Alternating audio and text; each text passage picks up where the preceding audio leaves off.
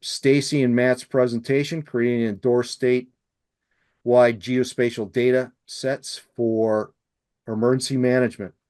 I will pass the baton to you, Stacey, and I'm going to stop my share and you should be able to grab it. Matt is on his phone, so I'm just going to move the slides for him. Sounds good. I'll kick things off. As Stacy said, I'm calling in from the road. My oldest son just passed his driver's test, and we're driving back from the exam. So if you value your life, stay well clear of the sidewalks. Oh boy. So as mentioned, Stacy and I have been working together on the critical infrastructure work group for several years now.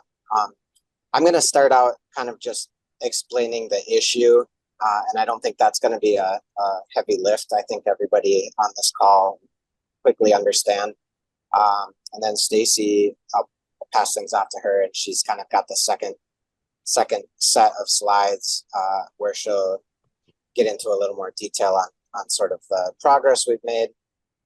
But first of all, why are we here speaking to you?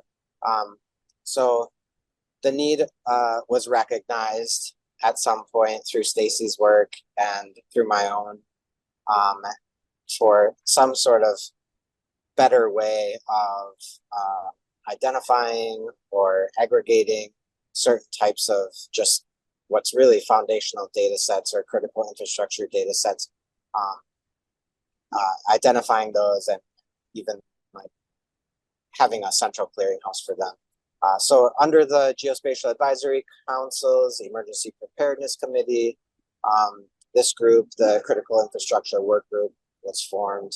Stacy's chairing that. So we've been looking at this problem. And just to kind of get us all on the same page in case anybody is not, for the purposes of this conversation, for the most part, the lowest hanging fruit in our critical infrastructure data work has been some really simple layers, including like fire station locations, ambulance hall locations, police department locations. Pretty simple stuff. We're not talking about very sensitive data necessarily, nuclear reactors and things like that at this point. So just want to kind of set that from the start so that we're not misleading. You can go ahead, Stacy, next slide. So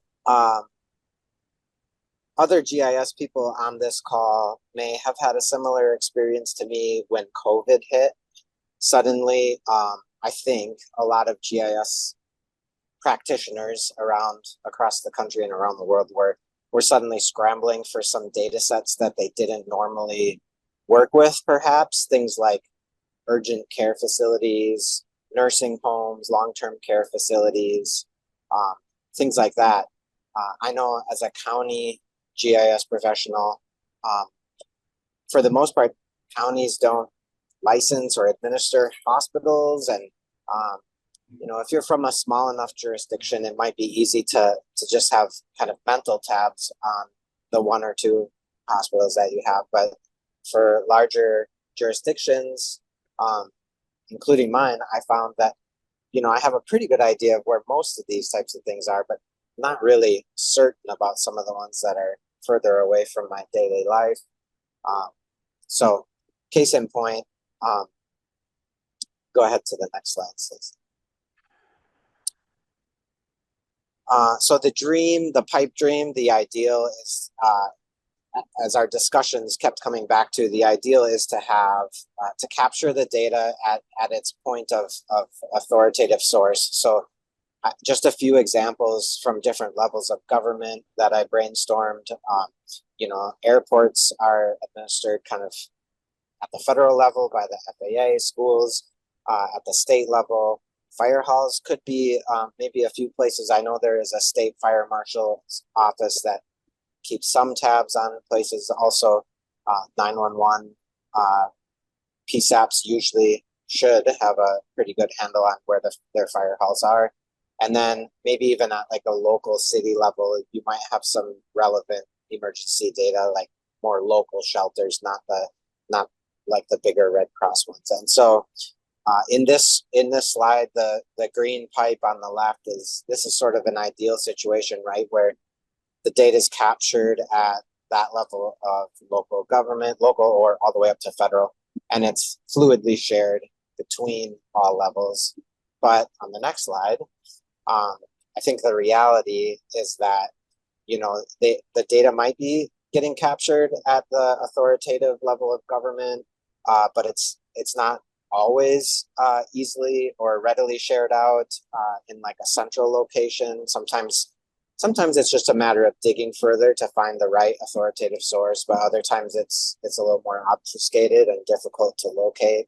So you might have a consumer or a person looking for any particular set of data at any one of these levels of government, from federal down through state, county, and all the way to city, who are looking for a data set that's maybe should be originating at some other level of government.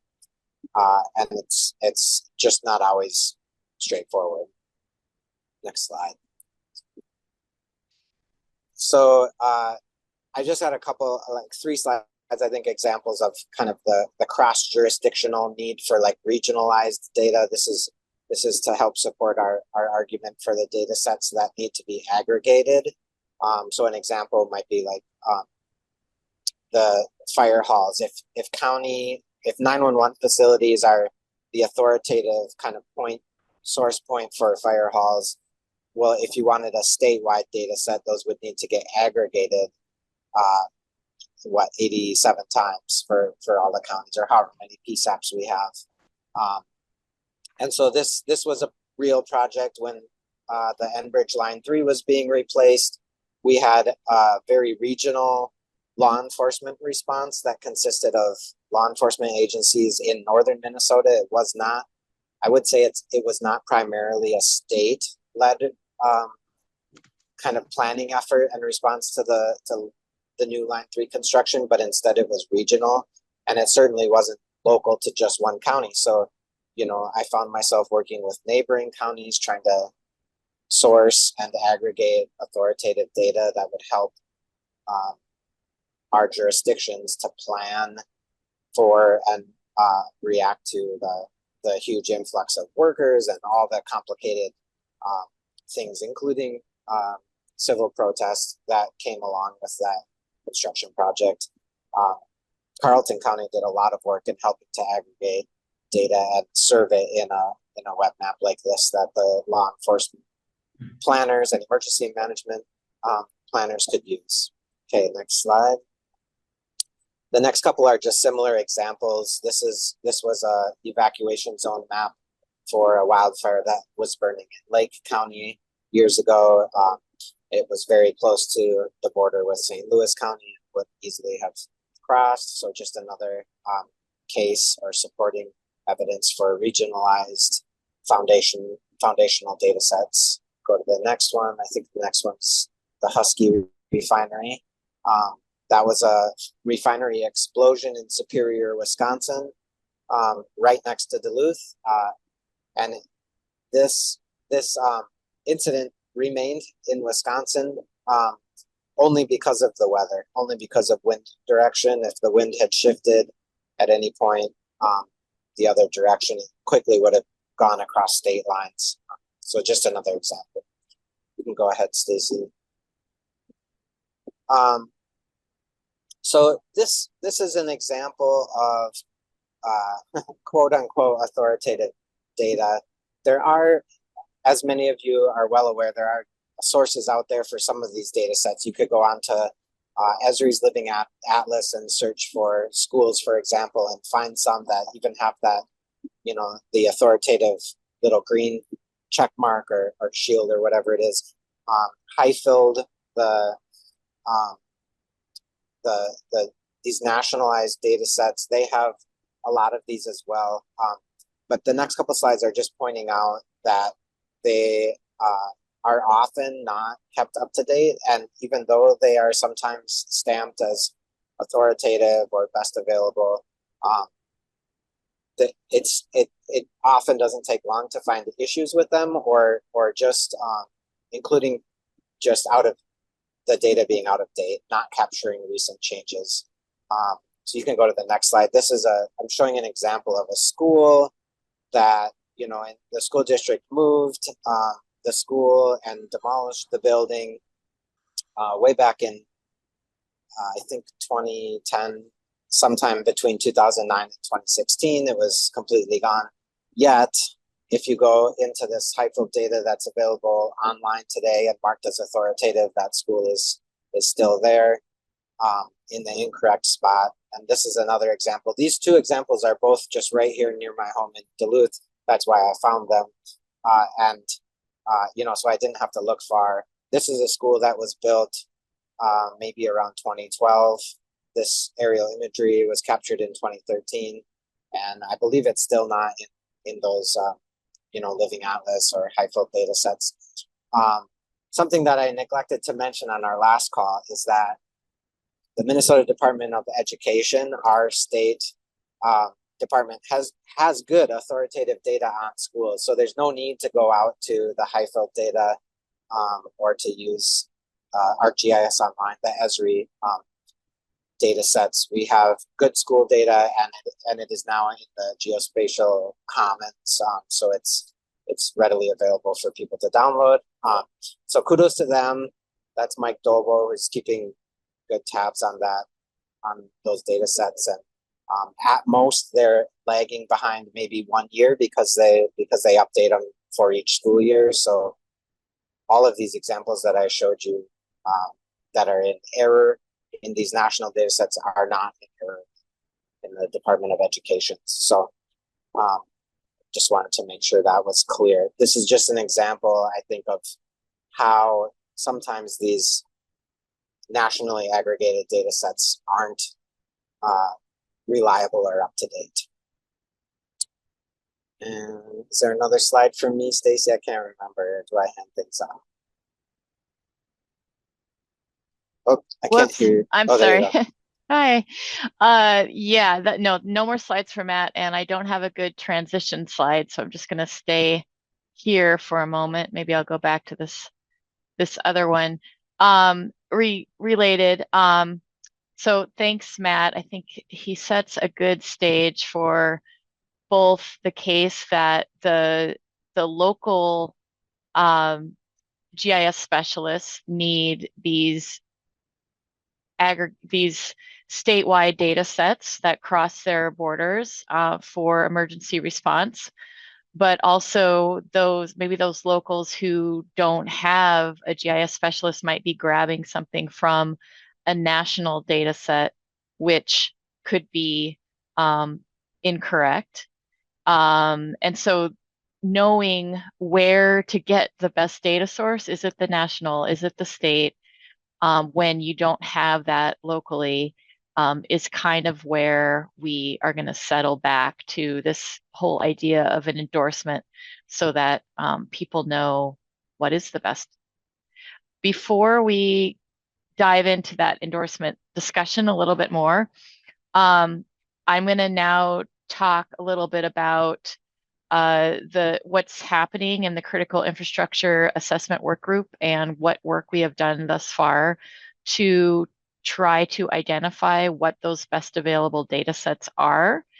And my work with this started because I've been working with hazard mitigation planning updates in the state for about 12 years now. And those hazard mitigation plans, which are a requirement of FEMA, one of the requirements is that we do an inventory of critical infrastructure in a geospatial format to identify what are the risks to critical infrastructure. And at this kind of planning level, we're not talking about any secure or private data or data about hazardous materials or other protected sites. We really are just talking about those essential facilities for the continued operations of a community. So fire, police, the hospitals, certain clinics, where are the nursing homes that need to be evacuated, where are the schools, where are shelters. Some of these base facilities, and some communities even go farther to say critical infrastructure can include things like an historical monument or government services buildings. So there's a lot of things that communities will define as critical to their continued operations or their well-being as a community, and that's what we take to identify risk. So just want to put that out there, that critical infrastructure, depending on what planning you're doing or what kind of field you're working in, the definition can vary to some degree what themes are included in that. So we already need to collect this information.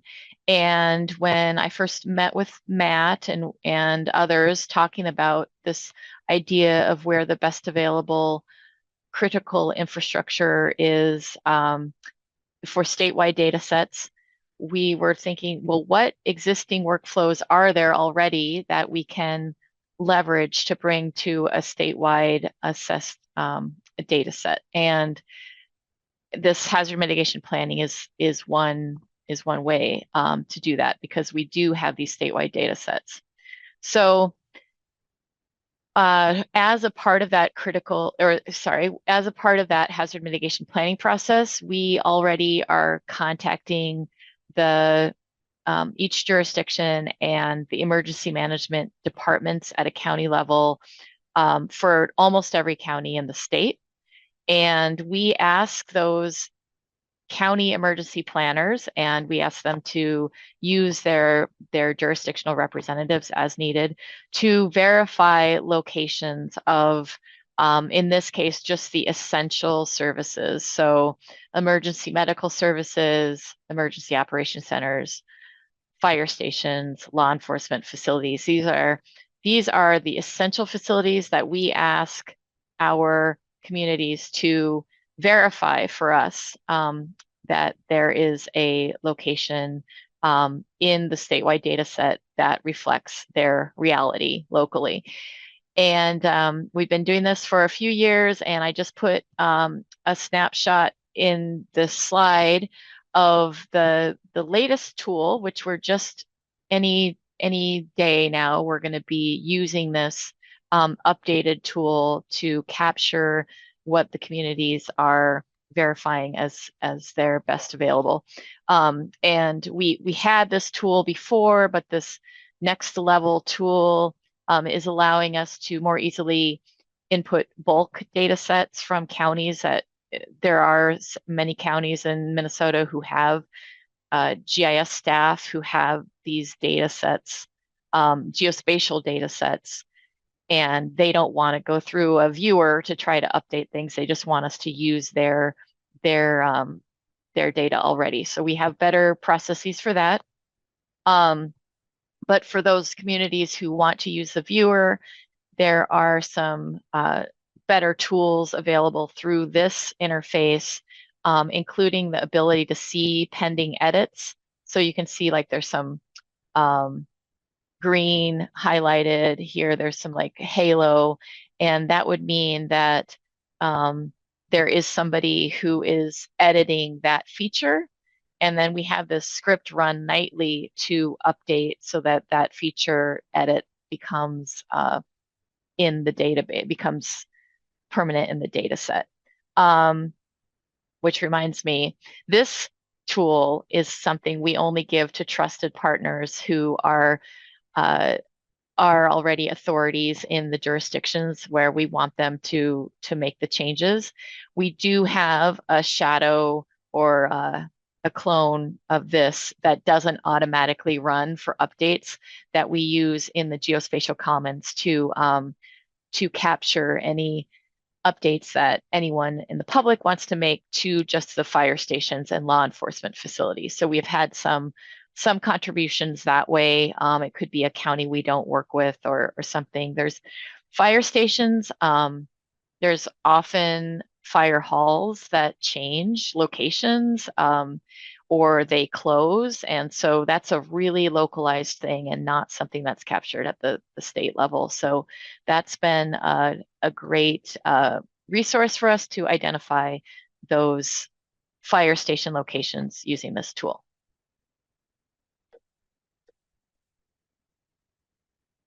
Steve mentioned in his presentation that this assessment of where the critical infrastructure data sets are and what they are, how they are updated, what are the best available, all comes out of a prioritization of Minnesota Geospatial Advisory Council priorities that's been vetted by the membership of that council, but also voted on by anyone in the state who is participating in this geospatial survey about what the priorities of the council should be. So as Steve mentioned, and this slide got a little off, but this came out of this critical infrastructure data workflow came out of what priorities should be. And a lot of people in the state are saying we need to see these foundational data sets standardized and available statewide, and we need to know what the updated, accurate, and current source is. And that piece of it, the critical infrastructure assessment, falls under this emergency preparedness committee. But keep in mind, we're talking about foundational data across the board for other kinds of themes as well. So parcel data, road center lines, 911 data, these are all foundational data sets that people across the geospatial community need for planning in all kinds of areas, not only emergency preparedness. And all of these data sets could benefit from visibility to the community, as well as a process to endorse them and then also see that they are reflected in national data sets. So the first thing that this committee, this critical infrastructure assessment committee, did was to develop a data resource site, which is in the Geospatial Information Office. And this is just a list of data sets. This is just the first third of this page that is identifying some base level data that we've identified that some may use as critical infrastructure data that are statewide and are known to be as current as we know and as accurate as any found. And so for healthcare facilities up here at the top, and related nursing and boarding care homes and other healthcare facilities, are the data provider and the steward of these data. The location is the Minnesota Department of Health. That's the best site. They have licensing that they renew annually, and so the addresses are accurate. The naming is usually accurate, and you can go to the Department of Health and find that information. The issue with this particular theme is that the Department of Health doesn't actually geocode these facilities. And so while you could get an updated list, it's just a list of addresses. And so 87 counties in Minnesota are geocoding hospitals so that they have the hospitals in their county. Slowly, the Minnesota Geospatial Information Office has been geocoding in partnership with the Minnesota Department of Health some of these data themes so that they have a relationship where a new version is updated, and then the Minnesota Geospatial Information Office has an agreement to geocode that and then publish it to the GeoCommons. So that is happening with hospitals and with elder care facilities. and hopefully some others as well. That's the kind of relationship that we hope that others who might have the best available data but don't have a way to geocode or spatialize those information can use. Other examples on this data set, I mentioned the fire station and law enforcement. The data provider is the University of Minnesota, and that's because we've been doing this statewide data set through our office. And although there is a fire marshal, as Matt mentioned, that has the fire department licensure and capacity information, they don't maintain a spatial data set. And so that spatial data needs to be created somewhere else. And so for statewide data sets, we're doing that now. But if you go to this website, you'll see all kinds of other critical infrastructure, including things like transportation infrastructure and other locations. There's some need for like energy and telecommunications types of data themes, and those are listed as well. This is kind of a dynamic chart. We are updating it now. We're reviewing it and hoping to change, make sure that we have the best available data set there. Another good reason for the endorsement process, because we're hoping that once we've identified that the Minnesota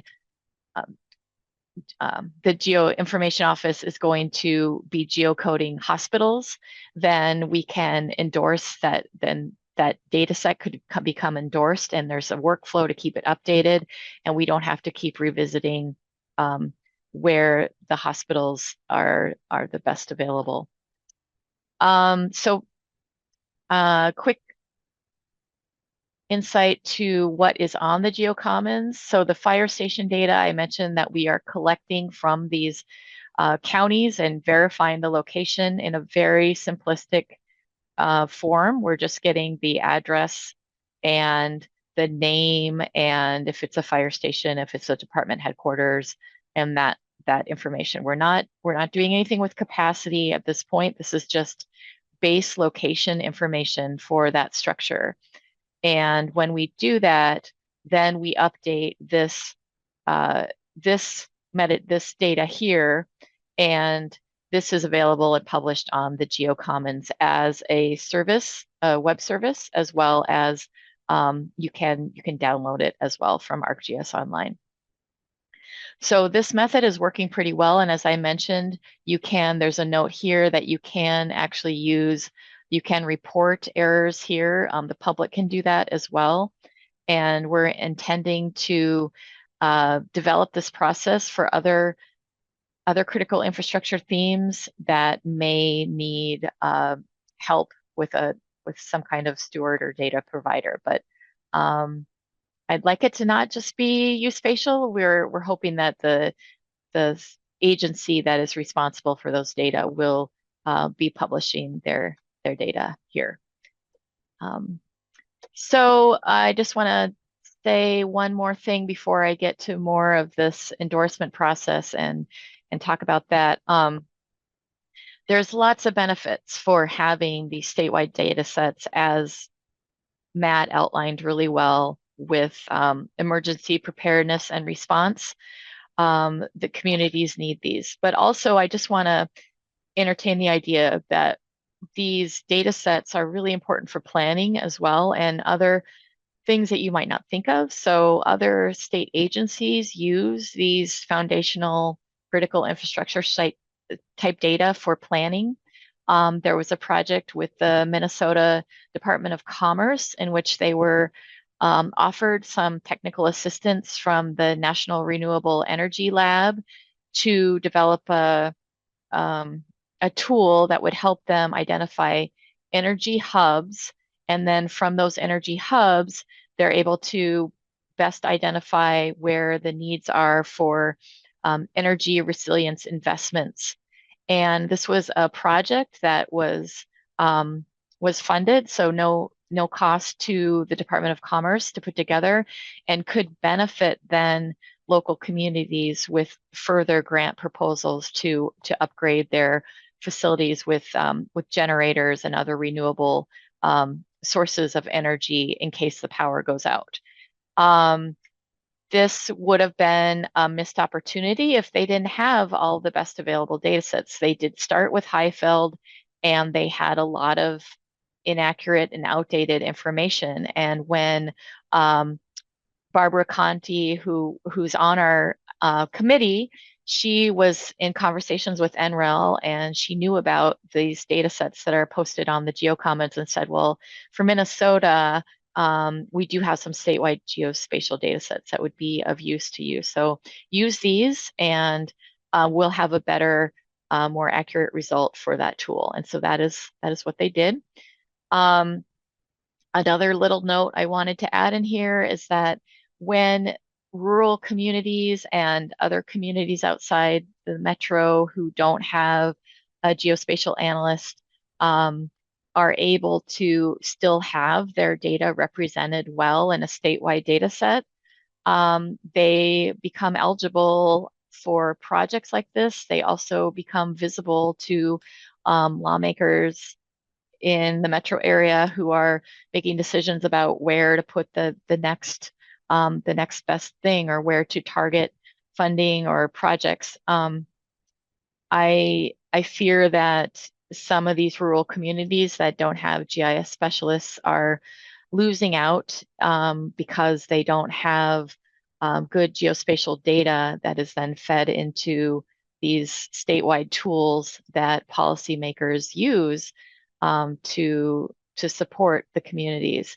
And I think having the statewide data sets puts everyone on an equal ground so that the data are good everywhere in Minnesota. So another reason for these statewide data sets.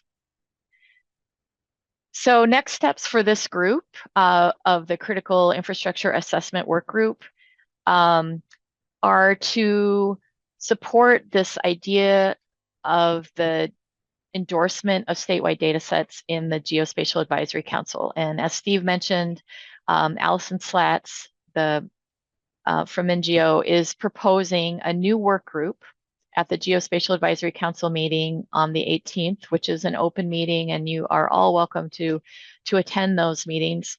And that new work group will do the work of outlining the process of endorsement.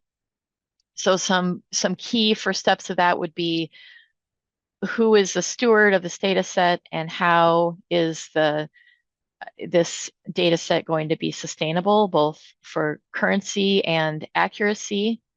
And then once the data set is endorsed, how does that data set become visible to the geospatial community in Minnesota, but also nationally, and to the local communities? How do we make sure that endorsed data set is visible? And so that could be things like making some kind of badge on the Geospatial Commons that identifies it as a Geospatial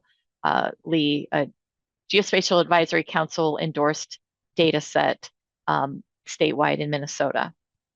Another component of this work group is going to be to shepherd a pilot data set through, and there's been some suggestions of other data sets from other committees from the Critical Infrastructure Assessment Group. We'd like to put forward the fire station data as a test for endorsement. So we have a method through that verification app that I showed you to keep it updated, and that's being documented so that somebody from outside of Geospatial can obviously see how that's being updated and who's updating it and how frequently and things like that. But we also know, importantly, that there isn't another place in Minnesota, another agency or another entity that is keeping up these data. And so that's why this would be a good candidate for endorsement. But we want to make sure that the process works. And so we're going to do that. a few notes that that Allison made about why foundational statewide geospatial data are needed to be endorsed. I just wanted to read a couple of these comments, which I thought were really helpful for why endorsement process is so valuable. It's a way to quickly identify the data set. So in the event of an emergency, the data set will be right there and ready. Once geospatial practitioners are aware of this process, they'll know where these data sets will be. It will save a lot of time in that way. Also, just in your day-to-day workflow, knowing where that is. It will also recognize the data producers. So a lot of communities and county level governments and communities who participate in this process, for instance, we're asking for the time of many communities to verify their fire station data, and they're taking the time to go through and correct what we have and give us their data. The same process happens for a lot of other data sets that flow through the Geospatial Advisory Council, like parcels. And we want to be able to recognize that local communities have to spend their resources to keep these statewide data sets updated. Hopefully, in turn, that recognition of their time and value will then help the leaders of their governments and even state governments make sure that this process can continue with resources, potentially funding, who knows, but we want to be able to recognize those producers. And then also, we want to avoid the process of, or the duplication and redundancy of data sets that any of you who are working in GIS regularly know. Like I mentioned, a lot of counties are geocoding data that they get from the Department of Health over and over every year. Matt shared the example of the COVID pandemic when every county was creating a dashboard, and before the statewide data were available from the Department of Health pushed down, they were each grabbing the data and doing things with it. So hopefully this would reduce time and increase efficiency. There's a few other steps that we will be doing as a work group. We want to identify what data sets are out there that don't have a geospatial steward that could be a foundational data set needed in this critical infrastructure framework. And then we want to be able to coordinate with that Geospatial Advisory Council work group for the publication of open foundational data sets, which sees that these data sets that have been identified can be maybe pushed or maybe pulled from a federal data set or vendor, such as the high-field vendors who are creating the high-field data, or from the Esri national data sets. There's a lot of them out there. A lot of them are overlapping, but we want to make sure that we can kind of coordinate with that work group to see that the critical infrastructure data sets are also in that process. And then finally, before we just have some open discussion, I just wanted to give another plug. Steve also mentioned this. On October 14th at 1 is when we have our next critical infrastructure assessment meeting. And Zach, our developer at Geospatial, who made this verification tool, is going to demo that and talk more about the workflow behind the scenes of that tool and how we keep those data updated. And then we're going to start looking at that fire station data specifically for a consideration of what the schema is and whether it's ready for suggesting as the pilot data for this endorsement process. And as I mentioned, the endorsement work group is just starting, but while they're developing the workflow, we want to have this data set ready so that they can have something to kind of think of, some data set that they're working with while they're developing the framework for how the endorsement process will work. All right. So I wanted to leave some time for discussions about this endorsement process and anything else related to this discussion of critical infrastructure assessment and statewide data sets. I see that there's quite a few people on the call from county governments, and if anyone has a perspective on how county governments need statewide data sets in the event of an emergency or just for other planning, I'd be really happy to hear that or anything else. Stacey, to kick things off, try to get some discussion going. I think first of all, it'd be helpful for just as a comment that folks understand this has been a struggle issue for at least 20 years, trying to get this, as GIS has evolved and become as pervasive as it has been, the underlying issue is the old saying of garbage in, garbage out. So Stacey and her team have really undertaken a hugely significant effort in trying to get so that if you look at an Apple map or a Google map or something issued by the US government or the state of Minnesota, the data that you're looking at all looks the same, which is not the case right now. So Stacey, the question would be, are there any other states out there that are further along in something along this line that we can learn from? Good question. So I'm not intimately familiar with the quality of data sets in any particular state, but as far as having a process and centralizing the critical infrastructure data sets and endorsing them, we know that the state of Montana has a resource like that. So they have a state level council that endorses data sets based on a set of criteria and approves them for being posted then on a public data site for review. And they are cataloged in a way so that you can find the thematic layers you're looking for example, in critical infrastructure. So Montana does for sure. There's also, I think it's South Carolina has a really excellent emergency management division. And so they have a little bit different structure where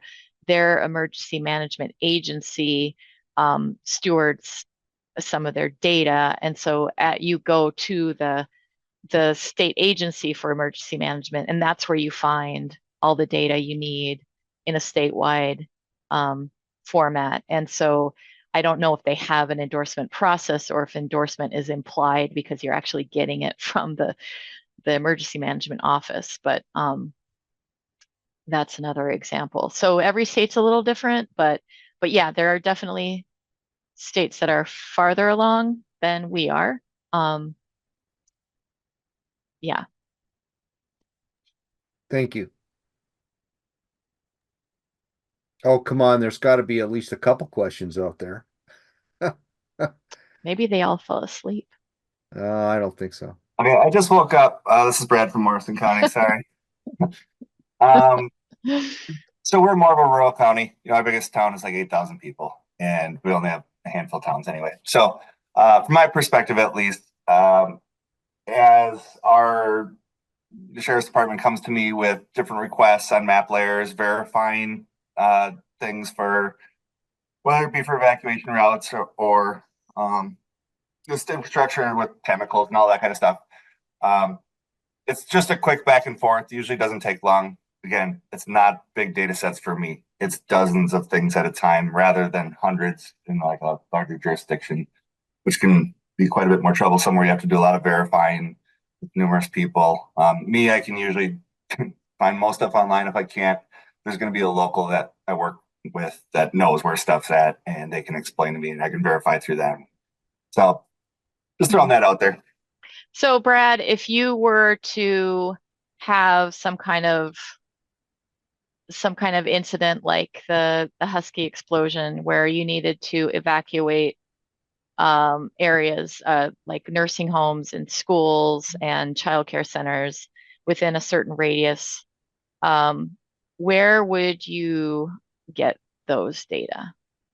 So I think it's every year we do it. The emergency operation, the plans that you help the counties with, hazard mitigation plans. So we designate certain routes as evacuation routes, and we also create maps. Like I said, they're like some sort of hazardous material type maps. I forget what it's called. Because it's just I don't barely ever use it. But basically, anywhere that has some sort of chemical or something like that, whatever's deemed a priority, we have separate maps included with those with buffers on them saying, okay, here's where this location is. They contain these different types of chemicals.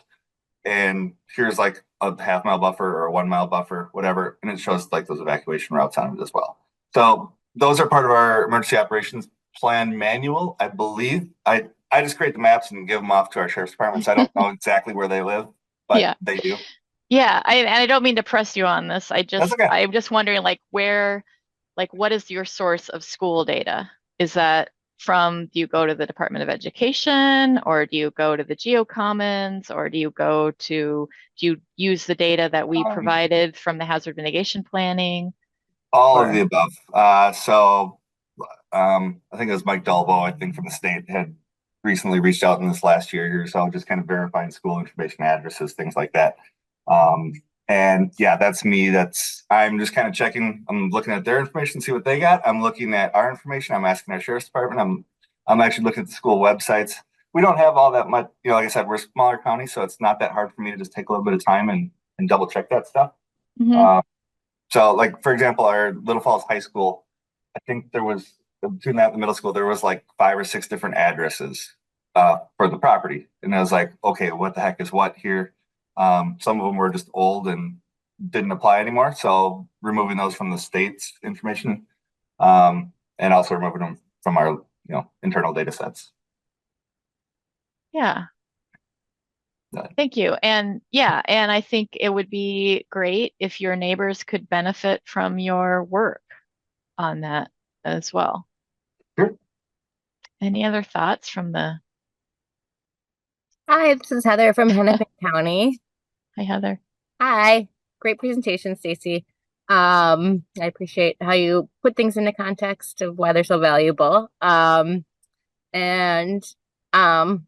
I'm a part of the open data work group of the GAC that helps to aggregate the parcels, road center lines, and address points. And we do outreach to peer counties to encourage people to submit their data. And there was a couple things that instigated me to get involved.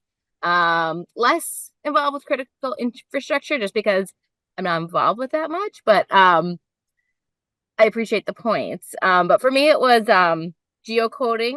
So recreating our geocoders from the transition of ArcGIS or ArcMap to ArcPro. And then in redesigning them, wanting to evaluate what data that we're using and realizing that we were using some pretty old statewide data that we had purchased at one point. And so very, one snapshot in time. And so, and especially being in Hennepin County, of course, we have a lot of visitors. And so clients aren't necessarily within our boundaries. People come and go, and they might receive various services when they're in Hennepin County. And so needing to know, where those people are. And then a second project was actually just updating our base map, the cartographic base map, and then wanting to, not just have a floating Hennepin, but include all of our neighbors and just aggregating roads and different cartographic features we found challenging. So it was those two things that, for me, motivated me to get involved with it. Thanks, Heather. Yeah, once you step out of the area that you're immediately familiar with, GIS wise, you realize that it's sometimes hard to find data that matches what you have. The schemas are different, or the accuracy is different, or you're not sure which one to use. So, and there's been so much good work in Minnesota, especially in Metro GIS counties with that. But there's still more that we can do. Hey, it's Caitlin from Stevens County. Are veterinarian offices considered any critical infrastructure or anything like that? I haven't heard of that. Because I often wondered how that would happen. Like if a resident is, on auction and everything, and they have a pet, what do you do with the pet then? Well, this is where, at least for hazard mitigation planning, and I would think it'd be similar for emergency planning, there is a little leeway for every community to define what they need to identify on their maps as a critical facility. So there are general themes of things that are considered critical, but certainly, if there's a shelter for animals or something like that that needs to be considered. There was a case, I can't think of an example for the veterinarian, sorry, but I can think of it like in Lake County.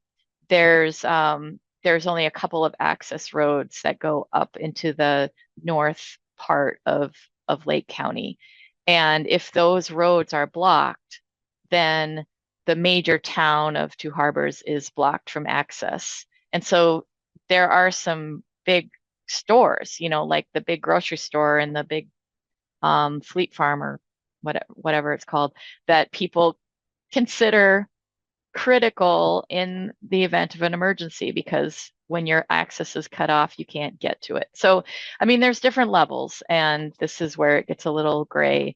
I don't think that that's not our low-hanging fruit that we're looking for right now to identify. But someday when we have our digital world, those things will all be identified.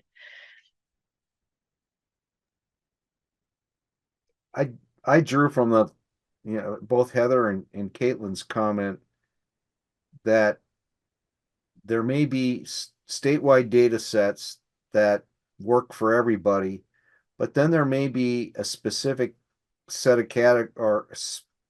of items for rural counties and metro counties that are different.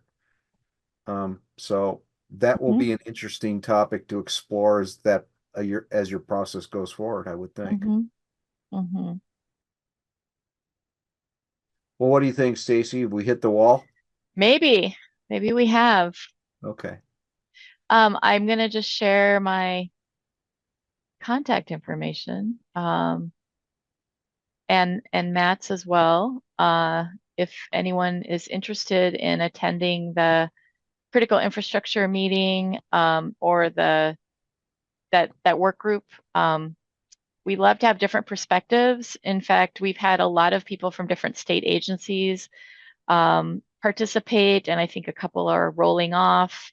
It's good it doesn't have to be a commitment for the length of the work group itself. It could just be, you come to a few meetings and we learn some new perspectives from different folks, and then you want to roll off. That's fine. It's just super helpful to get this different people's ideas.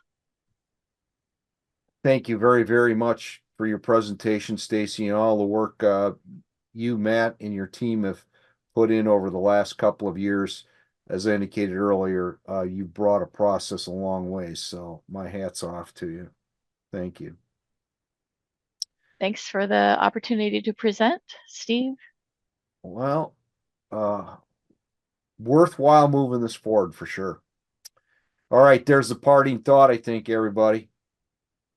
The person that says it cannot be done should not interrupt the person doing it. Chinese proverb. Okay. Thank you, everybody, for attending. Hope you have a fabulous weekend, and we'll get this event up on our YouTube channel. You can spread the word, the good word about Stacey and her work and what Allison's trying to get going. So thank you again. Take care. Thanks, Steve.